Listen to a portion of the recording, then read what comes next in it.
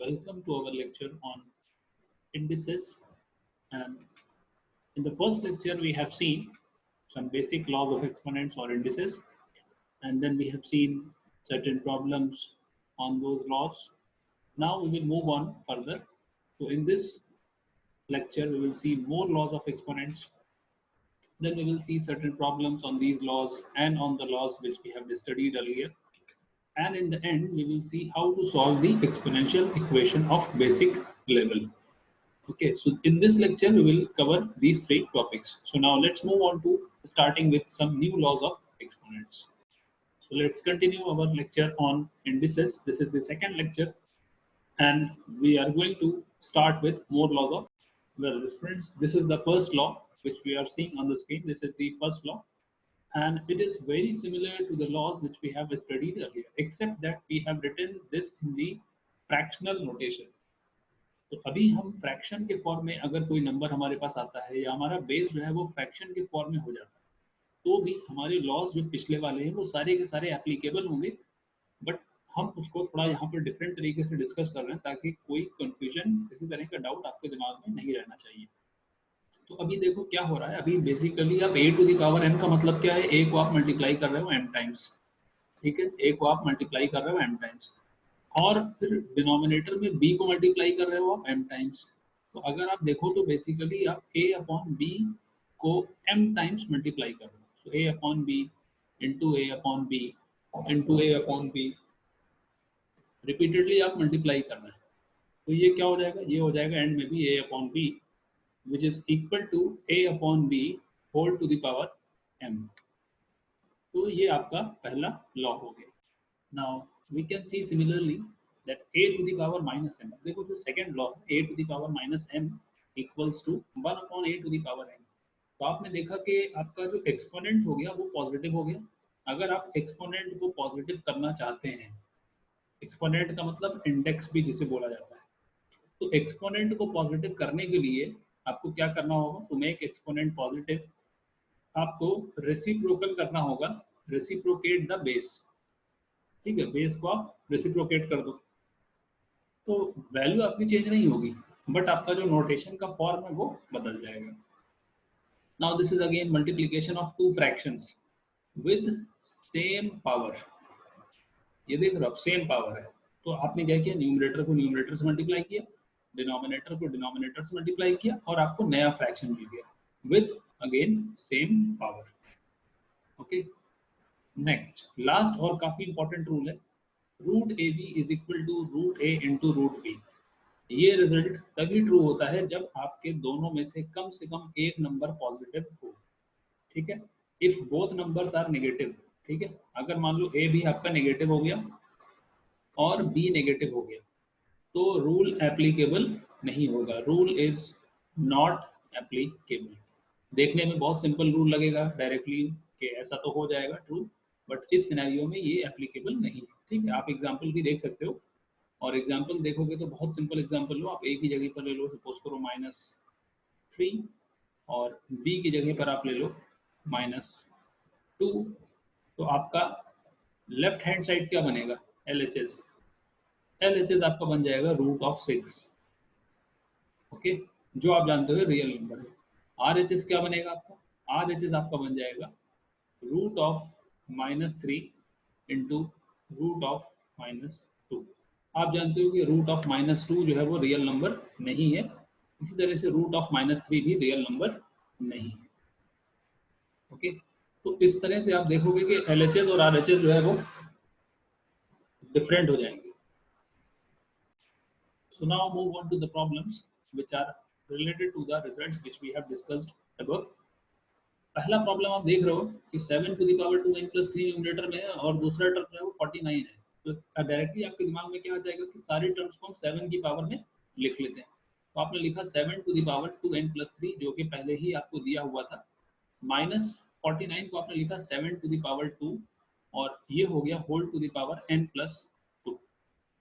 अब डिनोमिनेटर की अगर आप बात करो तो 343 है, 343 क्या होता है, 7 to the power 3 होता है, whole to the power n plus 1, और उसके बाहर क्या है, उसके बाहर है पावर 2/3, ठीक है, सिंप्लीफाई किया आपने, तो आप देख रहे हो न्यूमरेटर में आपके पास क्या आ गया, न्यूमरेटर में आपके पास आ गया 2n+3 minus 7 to the power 2n+4 upon, अब डिनोमिनेटर में आपके पास क्या बनेगा, डिनोमिनेटर में आपके पास 3 पावर्स लगे वन आफ्टर द अदर, तो आप तीनों को मल्टीप्लाई कर लोगे, मल्टीप्लाई करोगे तो आपको मिलेगा 2n+2। ओके, यहाँ पर आपको ध्यान देना है कि सब्ट्रैक्शन हो रहा है, पावर्स का नहीं सब्ट्रैक्शन हो रहा है, बल्कि ये नंबर्स का सब्ट्रैक्शन हो रहा है। ओके, तो ये पूरे नंबर सब्ट्रैक्ट हो रहे हैं। अब आप देखो दोनों में से किस नंबर को हम कॉमन कर सकते हैं, तो जो भी छोटी पावर होती है वो आप कॉमन कर सकते हो। तो न्यूमरेटर से आपने 7 to the power 2n+3 को कॉमन करा, तो आपके पास क्या बचेगा, आपके पास बचेगा 1 - 7। Okay, so all students are required to pause here and see their calculations। रुक करके आप अपना कैलकुलेशन को वेरीफाई करो। अब आपके पास डिनोमिनेटर में आ रहा है 7 to the power 2n+2, powers को आपने यहाँ से कैंसिल किया, न्यूमरेटर और डिनोमिनेटर से, आपको मिलेगा न्यूमरेटर में 7 और इधर मिलेगा आपको -6, मल्टीप्लाई करोगे तो आपको मिल जाएगा -42। so this is the simplified value of this expression। Now students, we move on to the next problem where we are given certain values. We are given that 2 to the power x is equal to 3 to the power y equals to 6 to the power - z। Then we are asked to prove 1 by x plus 1 by y plus 1 by z is equal to 0। तो यहाँ पर हमें देखो जो दिया गया है वो एक्सपोनेंशियल नोटेशन में दिया गया है और तीनों वैल्यूज इक्वल है। तो इक्वल है उसको हम किसी एक फिक्स नंबर के इक्वल लिख सकते हैं to make our calculations simple. ठीक है, अब देखो अगर आप देखो यहाँ पर हमारे पास पहला एक्सप्रेशन क्या आ रहा है, पहला आ रहा है 2 to the power x is equal to 3 to the power y equals to 6 to the power - z। इसको आपने लिख लिया suppose any number, let us write as k। ठीक है, कोई भी नंबर आप लिख सकते हो क्योंकि तीनों इक्वल है तो उनकी कोई फिक्स वैल्यू आ रही होगी, जैसे हमने उसको नोटेशन के लिए लिख लिया k। ठीक है, अब देखो आपको क्या चाहिए, आपको देखना है 1 by x plus 1 by y plus 1 by z की वैल्यू क्या होती है। तो अगर आप इसको सिंप्लीफाई करो तो आपको दिखेगा कि ये राइट हैंड साइड वाला जो एक्सप्रेशन है जिसकी वैल्यू हमें फाइंड करना है वो बेसिकली क्या हो रहा है, वो हो रहा है X Y Z, then this is Y Z plus x Z plus X Y, ये आपको फाइंड करना है। ओके, आपको ये शो करना है दिस इज इक्वल टू 0। सो 0 कब होगा, जब आपका न्यूमरेटर 0 हो जाएगा। तो अब न्यूमरेटर को 0 करने के लिए आपने क्या किया, आपने देखा कि अगर हम फर्स्ट और सेकेंड टर्म को मल्टीप्लाई करें तो क्या बनेगा, फर्स्ट और सेकेंड टर्म को अगर आप मल्टीप्लाई करोगे तो 2 की पावर x है और 3 की पावर y है, तो 2 की पावर x और 3 की पावर y को मल्टीप्लाई करने से आपको कोई बेनिफिट नहीं मिलेगा। ओके, तो आपने अभी देखा कि यहाँ से हमारे पास क्या होता है, 2 की power x is equal to k। ठीक है, ये आपके पास पहला आ गया टर्म। इसी तरह से आप लिख सकते हो 3 to the power y is equal to k, then this 6 to the power - z is again equals to k। आपने तीनों को अलग अलग लिख लिया। तो अब आपका मेन टारगेट क्या है, मेन टारगेट दो है, या तो आप 1 by x 1 by y 1 by z find कर लो और उसको ऐड करके 0 दिखा दो, या फिर आप क्या करोगे, आप x y y z और z x निकालोगे। नाउ अब एक्सपोनेंट का यूज ये है कि आप कैसे यहाँ से, यानी जो आपको दिया हुआ है उससे आप जो पूछा गया है वहां तक पहुंच पाते हैं। तो अब स्टूडेंट्स हमने क्या किया, हमने यहाँ पर देखा कि जो हमारे पास पहला टर्म आ रहा था उसको हमने यानी 2x to the power k 2x 2 to the power x is equal to k को हमने इस फॉर्म में लिखा, यानी दोनों तरफ हमने क्या किया, पावर्स को y में इंक्रीज कर दिया, यानी दोनों तरफ पावर y कर दिया, तो आपको ये मिल जाएगा। इसी तरह से यहाँ पर आपने दोनों तरफ पावर x लगाया तो आपको ये वाला टर्म मिला, दोनों तरफ आपने पावर x प्लस वाई लगाया तो आपको ये वाला टर्म मिला। Now simplification by the rules of exponents, आपको ये वाला एक्सप्रेशन राइट साइड में मिलता है। अब इधर आपने दोनों को, ये जो आपके पास दो टर्म्स आ गए हैं यहाँ पर, इन दोनों को आपने किया multiply. So on multiplying what you get is 6 to the power xy is equal to k to the power x plus y। अब आपने देखा कि ऐसा ही कुछ तो हमें यहाँ पर भी मिल रहा है, तो k to the power x plus y दोनों में आ रहा है, इसका मतलब क्या हो जाएगा, दोनों का LHS इक्वल हो जाएगा। LHS को आपने इक्वल किया तो आपको मिला 6 to the power xy is equal to 6 to the power minus xz plus yz। अब आपका रूल ऑफ एक्सपोनेंट क्या कहता है कि अगर दो नंबर्स इक्वल हैं और उनका बेस सेम है, इसका मतलब क्या हो जाएगा, इसका मतलब उनका एक्सपोनेंट भी सेम होगा। सो ये रिजल्ट हमें क्या बताता है, ये रिजल्ट हमें कुछ इस तरह का रिजल्ट आपने पढ़ा था, अगर a to the power m और a to the power n दोनों इक्वल हो रहे हैं तो यहाँ से आपके पास क्या मिलेगा, यहाँ से आपको मिलेगा m और n की वैल्यूज जो है वो इक्वल होती है। सो इस रूल को हमने यहाँ पर अगर यूज किया, this rule is used here, तो हमें क्या मिलेगा, यहाँ से हमें मिल जाएगा x y plus x Z plus y z is equal to 0। Now divide by x Y z, हर एक टर्म को आप एक्स वाई जेड से डिवाइड कर दो, आपको मिलेगा 1 upon x plus 1 upon y plus 1 upon z is equal to 0। So that was the required expression to prove. Okay, तो यहाँ पे आपने देखा कि हमने किस तरीके से लॉज ऑफ एक्सपोनेंट का यूज किया है इन अ क्लेवर मैनर। सो ये चीज आपको ध्यान में रखनी होगी कि कहाँ पर हमें किस तरह से प्रॉब्लम को प्रोसीड करना है। Okay, so now we move on to our next problem. तो नेक्स्ट प्रॉब्लम में हमें देखो x की कुछ वैल्यू दी गई है और y की कुछ वैल्यू दी गई है, then we are asked to find square root of x upon y। ठीक है, तो आप क्या कर सकते हो, पहले पहले आप x निकाल लो, फिर आप y निकाल लो और फिर दोनों का स्क्वायर रूट भी निकाल सकते हैं। कैसे करेंगे, let us see how it happens. तो x की वैल्यू आपको दी गई है, x is equal to 10 to the power 3 into 0.0099। ठीक है, इसको आप लिख सकते हो into 99 upon 1000 and 0। So you have 4 zeros in the denominator। तो आप जानते हो ये जीरोज और 10 टू दी पावर 3 कैंसिल हो जाएगा, ये हो जाएगा 99 upon 10। Then we have y is equal to 10 to the power minus 2 into 100। 100 क्या होता है, 100 होता है 10 की power 2। Okay, so this becomes 10 to the power 0। 10 to the power 0 होने का मतलब क्या हो गया, ये हो गया 1। तो आपकी y की वैल्यू 1 हो गई। Now x is equal to, x की वैल्यू क्या होगी, x की वैल्यू होगी 9.9 upon 10, sorry 99 upon 10 which is 9.9।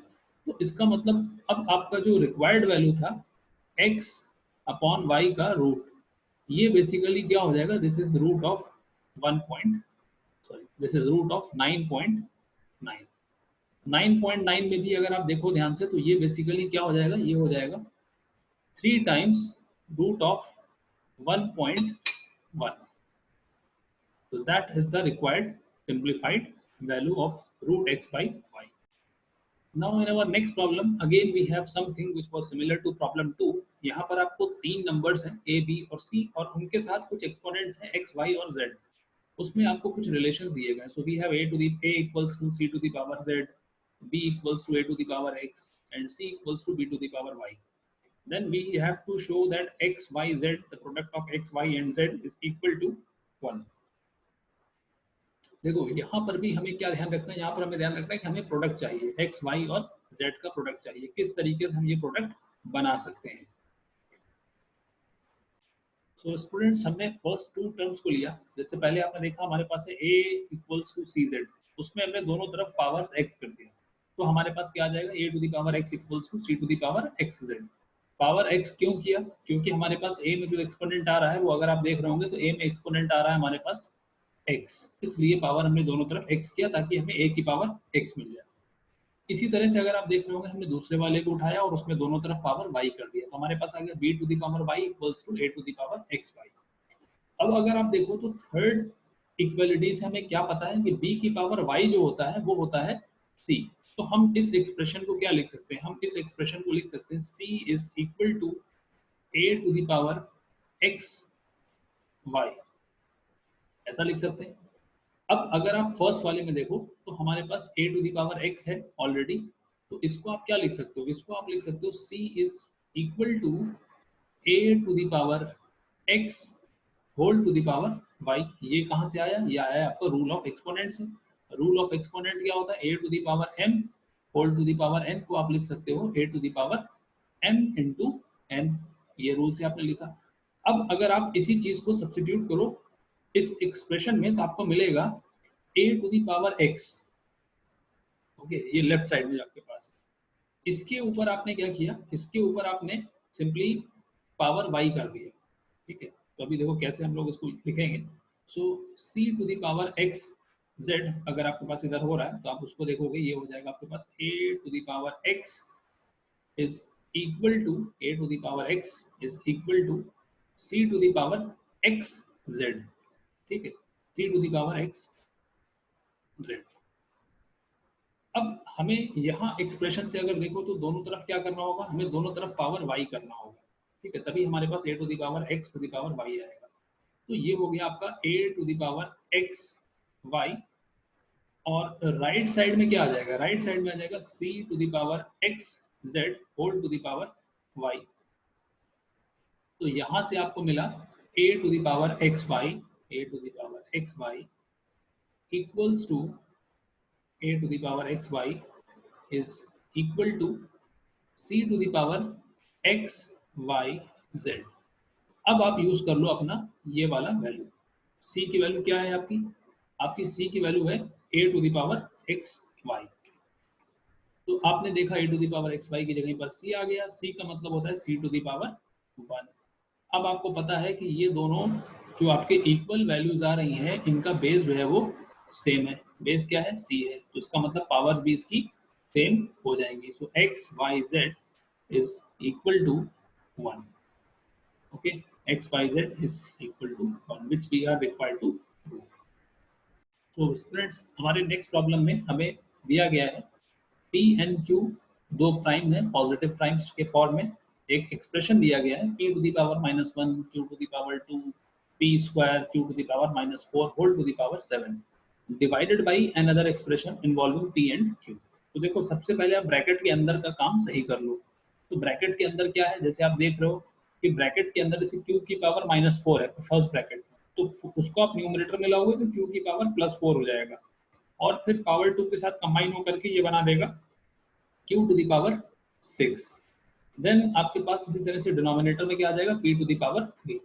Same procedure आप राइट ब्रैकेट में अप्लाई करोगे तो आपको मिलेगा p टू द पावर 5 और डिनोमिनेटर में मिलेगा q टू द पावर 8। अब यहाँ पर हमारे पास क्या है, यहाँ पर हमारे पास एक्सपोनेंट नेगेटिव है तो हम चाहेंगे इसको पॉजिटिव बना लें। पॉजिटिव बनाने के लिए आप जानते हो हमें इसको रेसिप्रोकल करना पड़ेगा। So p to the power 5 upon q to the power 8 से ये बन जाएगा q to the power 8 upon p to the power 5। अब आपने देखा कि हमारे पास न्यूमरेटर में क्या है q की पावर 42 और यहाँ पर है न्यूमरेटर में q to the power 40। Denominator में है p टू द पावर 21 और यहाँ पर डिनोमिनेटर में है p टू द पावर 25। आप जानते हो कि दोनों का बेस सेम हो रहा है, दोनों में ही q अपॉन p बेस आ रहा है, और दोनों तरफ वैल्यूज में कुछ डिफरेंस है, पावर्स में डिफरेंस है। तो सिंपली आप जानते हो हम न्यूमरेटर को न्यूमरेटर से डिवाइड करते हैं और डिनोमिनेटर को डिनोमिनेटर से डिवाइड करते हैं। डिवाइड कर दिया आपने। अब डिवीजन में जो रूल होता है, अगर आपका बेस सेम है तो पावर्स सब्ट्रैक्ट हो जाती है। तो आपने देखा कि डिवीजन में जब पावर्स हमारे पास सब्ट्रैक्ट हुआ तो 42 के साथ आपके पास क्या आ रहा है, 42 के साथ आ रहा है आपके पास 40, सब्ट्रैक्ट करके आपको मिल गया +2। नाउ इसी तरीके से 21 एंड 25 सब्ट्रैक्ट करके आपको मिला -4। अब ये p to the power -4 numerator में आएगा तो ये हो जाएगा p to the power +4। Now given expression से जब आपने कंपेयर किया p to the power x q to the power y से, तो आपको मिल गया x की power 4, sorry x equals to 4 and y equals to 2। आपसे पूछा गया था x प्लस y की वैल्यू, तो आपने बताया x प्लस y की वैल्यू हो गया 6 for prime numbers p and q। तो रिजल्ट क्या था, रिजल्ट सिंपल सिंप्लीफिकेशन में था। सिंप्लीफिकेशन के बाद आप ऐसा एक्सप्रेशन पाते हो जो राइट साइड के इस एक्सप्रेशन से मैच करता है। आप दोनों को कंपेयर कर लेते हो और कंपेयर करके आपको मिल जाती है रिक्वायर्ड वैल्यूज। रिक्वायर्ड वैल्यूज का आपने सम निकाला, आपको मिला x plus Y equals to 6। So now we move on to our. So students next problem में हमारे पास दिया गया 3 to the power 4x equals to 81 to the power -1 and 10 to the power 1 upon y equals to 0.0001। उसके बाद हमें एक value find करनी है जिसमें 2, 16 और xy इन्वॉल्व हो रहा है। तो सबसे पहले हमें क्या करना होगा, सबसे पहले हमें एक्स और वाई फाइंड करना होगा। उसके लिए तरीका क्या है, उसके लिए तरीका है आप दोनों पावर्स को सिंप्लीफाई करके दोनों एक्सप्रेशंस को सिंप्लीफाई करें और कंपेयर करें दोनों साइड को। ठीक है, टारगेट देखो क्या होता है, टारगेट होता है हम दोनों तरफ या तो सेम बेस बना लें या फिर हम सेम एक्सपोनेंट बना लें। तो क्योंकि हमें दोनों तरफ, एक तरफ 3 दिख रहा है बेस में और दूसरी तरफ 81 दिख रहा है, तो हमारा कोशिश होगा दोनों को हम 3 के फॉर्म में लिखें। सो हम किस तरह से प्रोसीड कर रहे हैं, हम सिंपली क्या कर रहे हैं, लेफ्ट और राइट दोनों तरफ सेम बेस बनाने की कोशिश करेंगे। तो जैसे आप देख रहे हैं पहले वाले में हमने क्या किया, दोनों तरफ बेस 3 बनाया। तो जब हमारा बेस 3 हुआ तो हमने देखा एक साइड में हमारे पास क्या आ रहा है, एक साइड में हमारे पास आ रहा है 3 टू द पावर 4x और दूसरे साइड में क्या आ रहा है 3 टू द पावर -4, और दोनों ही इक्वल हैं। इसका मतलब उनके जो पावर्स हैं वो भी इक्वल हो जाएंगे। तो आपको क्या मिलेगा, आपको मिलेगा 4x equals to -4।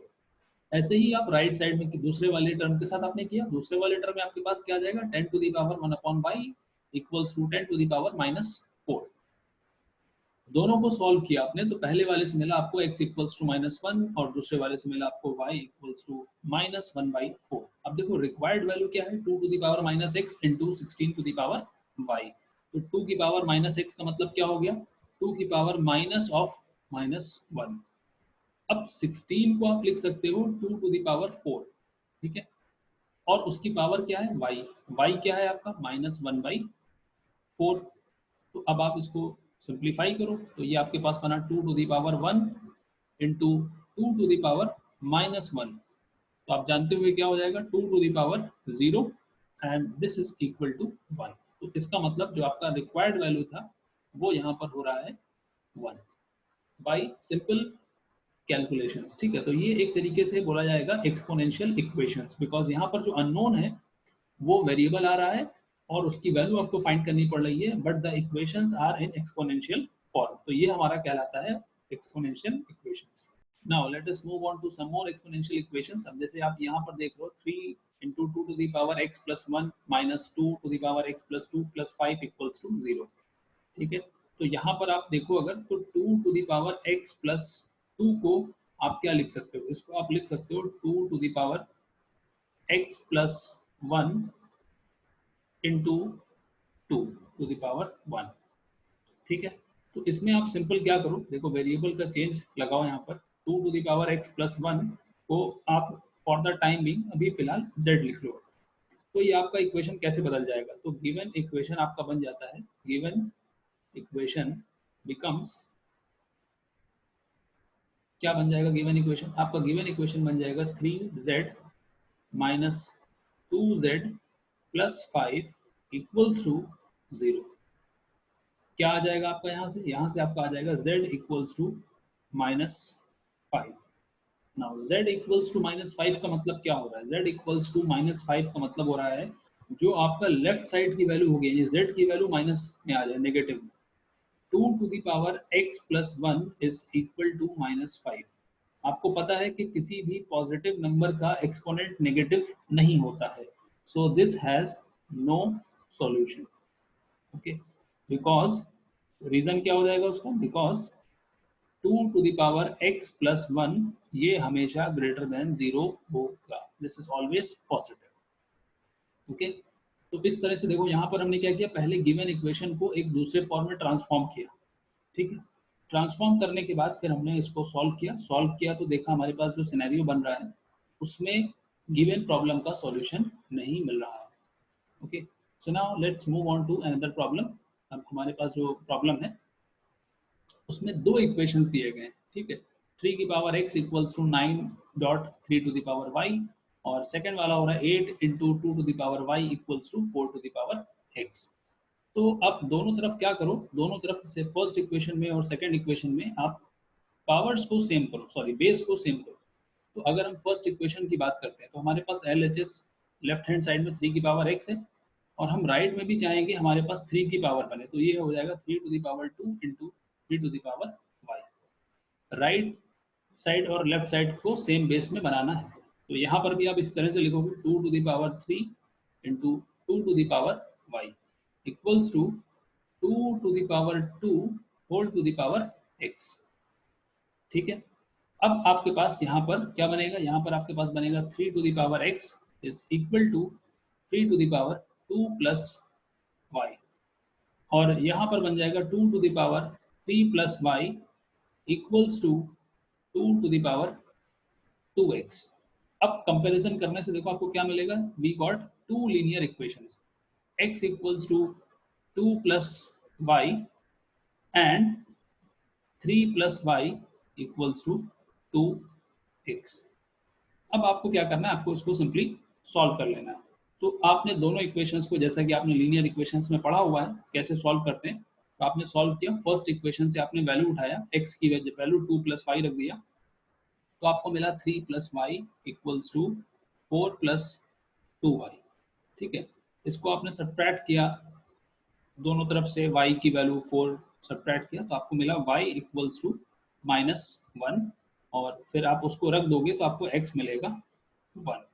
So the solution is y equals to -1 and x equals to 1. So these are the forms of linear equations, sorry, exponential equations which we will solve, और इस तरह के ही इक्वेशंस आपके प्रॉब्लम में होंगे। तो यहाँ से हमारा टॉपिक इंडेक्स खत्म होता है, और आपको इसका असाइनमेंट इस वीडियो के डिस्क्रिप्शन में मिल जाएगा। तो solve the assignment and then we will discuss the doubts and the problems in the live class. Thanks to all of you for watching this lecture.